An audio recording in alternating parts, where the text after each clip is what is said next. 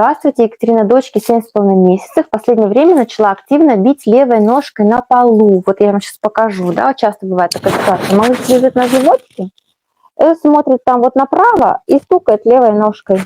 Вот так вот.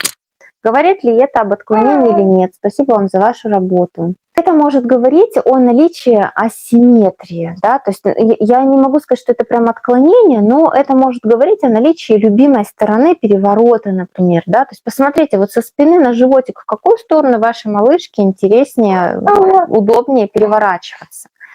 Вероятно, чаще всего в таких случаях это левый бок внизу.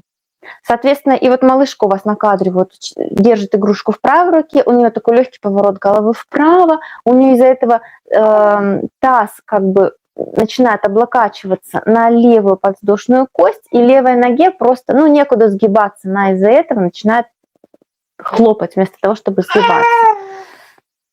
Если есть действительно любимая сторона переворотов, позанимайтесь, значит, переворотами в другую сторону. Да?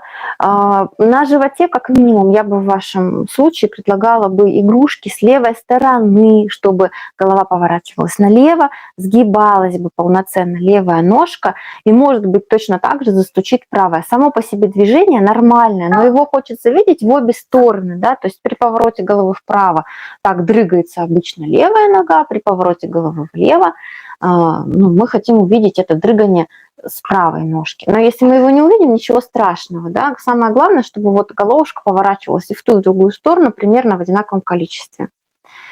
Чтобы у вас потом не было раненого партизана. С вами Екатерина Рот, специалист по развитию детей раннего возраста. Это канал «Продвижение младенца». Здесь много интересной информации. Подпишись и ставь лайк.